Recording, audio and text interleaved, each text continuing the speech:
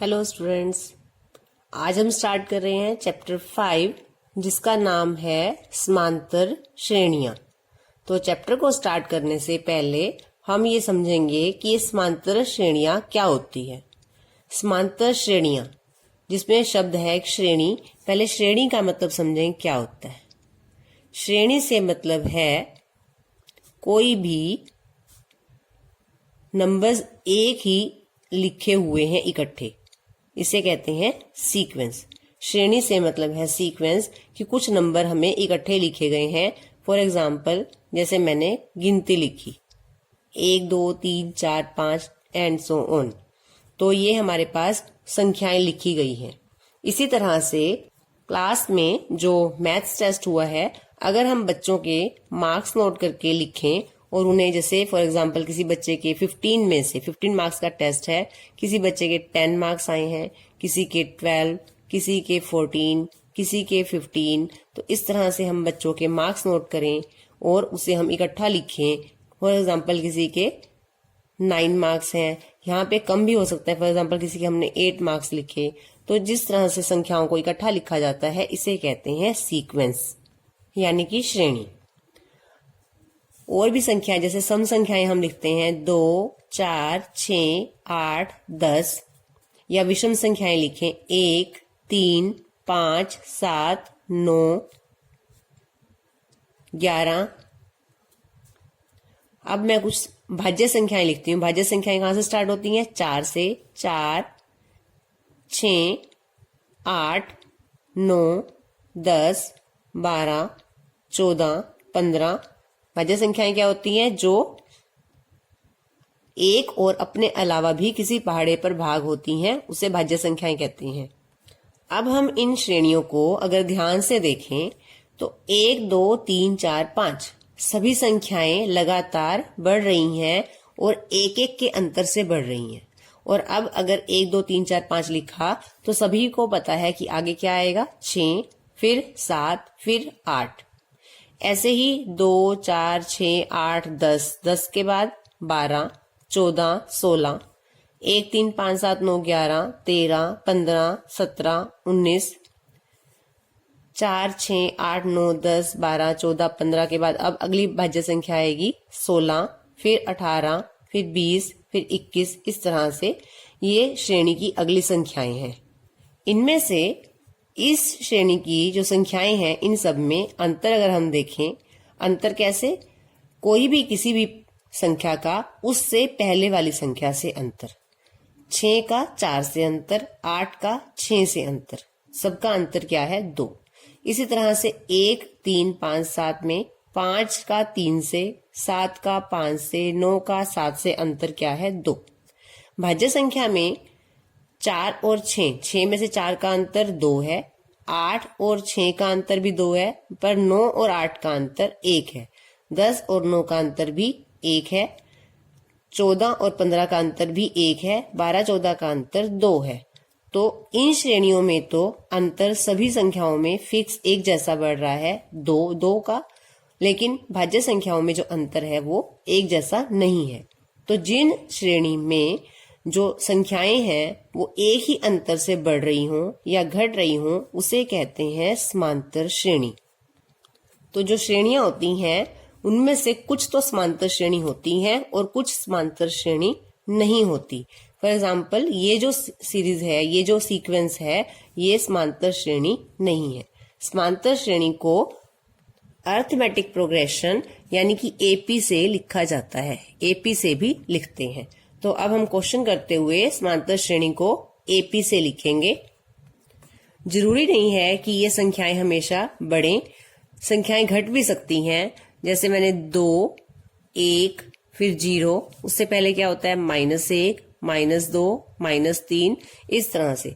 अब इस श्रेणी में संख्याएं घट रही हैं और अगर इनमें अंतर देखें, 1 से 2 का अंतर क्या है? -1, ये 1 कम हो गई। 1 से 0 में फिर 1 कम हो गई, 0 से -1 में फिर संख्या 1 कम हो गई। तो इन सब में अंतर एक जैसा है, तो ये भी समांतर श्रेणी है। तो जिस अंतर की हम बात कर रहे हैं कि जो एक जैसा अंतर है, उसे समांतर श्रेणी में एपी में कहा जाता है सार्व अंतर। सार्व अंतर, और इसे लिखते हैं डी से। और जो इस श्रेणी में संख्याएं हैं 1, 3, 5, 7, 9, 11, पहली संख्या को प्रथम पद ए से लिखा जाता है A1, दूसरी संख्या को A2 दूसरा पद, तीसरी को A3, चौथी संख्या को A4, A5, A6, जितने भी नंबर हैं उतने नंबर से लिखा जाता है। पहली संख्या को, पहले पद को A1, दूसरे को A2, तीसरे को A3, इस तरह से संख्याओं के पदों के नाम हैं। और अगर मुझे यहाँ से सार्व अंतर D ज्ञात करना है, D क्या है? D किसी भी पद का उससे पहले वाले पद से अंतर है। तो D है दूसरे पद में से पहला पद घटाएं तो अंतर प्राप्त होता है। इसी तरह से D सिर्फ ये नहीं कि दूसरे पद में से ही पहला पद घटाना है, आप किसी भी पद में से उससे पहले वाला पद घटा सकते हो। A3 minus A2। D और निकालना है, आप A4 में से A3 माइनस कर सकते हो। D और निकालना है, A6 में से A5 माइनस कर सकते हो। तो यहां से क्या निकलता है? D यानी सार्व अंतर। एक उदाहरण से और समझते हैं। एक मैंने श्रेणी लिखी 3, 6, 9, 12, 15, 18। इसमें कितनी भी संख्याएं हो सकती हैं, अपरिमित भी हो सकती हैं और कुछ फिक्स नंबर की संख्याएं भी लिख सकते हैं। इस को हमने चेक करना है श्रेणी को कि ये समांतर श्रेणी एपी है या नहीं। तो हम ये देखेंगे कि जो प्रथम पद है वो 3 है, दूसरा पद 6 है, तीसरा पद 9, चौथा पद 12। तो ये जो श्रेणी है 3-3 से बढ़ रही है, इनमें 3-3 का अंतर है, तो ये एपी है। करके कैसे दिखाएंगे? हम सार्व अंतर डी निकालेंगे। A2 माइनस A1, A2 है हमारा 6 और A1 है 3, 6 में से 3 माइनस करेंगे 3। D को एक बार फिर से चेक करने के लिए निकालेंगे A3 माइनस A2, तीसरे पद में से दूसरा पद माइनस करेंगे 9 माइनस 6, 9 में से 3 घटाएंगे, 9 में से 6 घटाएंगे तो 3 आएगा। D को एक बार फिर से निकालेंगे A4 माइनस A3, चौथे पद में से तीसरा पद माइनस करेंगे 12 माइनस 9, 12 में से 9 माइनस करेंगे 3। तो हमने चेक किया कि जो सार्व अंतर है वो सेम है, इसलिए जो ये श्रेणी है ये एपी है। इस एपी का प्रथम पद यानी A1 को हम खाली A भी लिख देते हैं। यहाँ पर प्रथम पद है 3। जो दूसरा पद है A2 वो है हमारे पास 6 को अगर मैं इसको इस तरह से लिखूं 3 प्लस 3, 3 प्लस 3, 3 क्या है? यहाँ पे 3A है और 3D है। एक 3 को मैंने A कह दिया, एक 3 को मैंने D कह दिया। जो दूसरा पद है वो है 3 प्लस 3 6 के बराबर, जो मैंने यहां से निकाला A प्लस D के बराबर है। A3 जो तीसरा पद है वो है 9 को मैंने लिखा 3 प्लस 6, या इसे ऐसे लिख सकते हैं 3 प्लस 2 गुना 3। 3 क्या है? A है, प्रथम पद है, प्लस 2 और ये 3 है D।